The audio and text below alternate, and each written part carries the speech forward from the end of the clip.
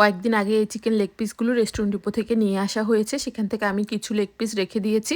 আজকে সেই লেগ পিসগুলো বের করে নিয়ে ভালোভাবে ধুয়ে পরিষ্কার করে কেটে নিয়ে মশলা দিয়ে মেরিনেট করে নর্মাল ফ্রিজে রেখে দিব।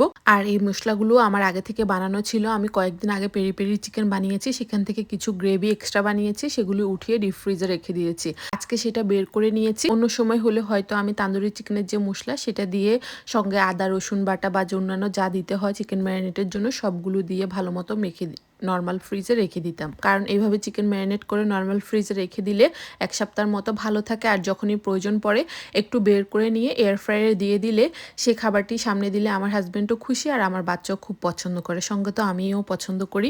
যার কারণে প্রায় সময় আমি এগুলি করে থাকি। যখন কোনো কিছু নাস্তা ব্যবস্থা করতে পারি না তখন এইভাবে চিকেনগুলো নিয়ে এয়ার ফ্রায়ারে দিয়ে দিই, আর বেশিও সময় লাগে না। তো আজকাল তান্দুরি চিকেনের মতো করে বানাচ্ছি না, আজকে যেহেতু পেরি পেরি চিকেনের মশলা ছিল সেই মশলাগুলো কাজে লাগাচ্ছি। আর সঙ্গে মনে হয়েছে লবণের পরিমাণটি কিছু কম হবে, তাই লবণ দিয়ে দিয়েছি। আর একটু পরিমাণ পাপরিকা দিচ্ছি যাতে দেখতে একটু সুন্দর কালার আসে। এবার এগুলিকে ভালো মতো মেখে নর্মাল ফ্রিজে রেখে দিব, যখন ইচ্ছে বের করে জাস্ট এয়ার ফ্রায়ারে ফ্রাই করে নিব।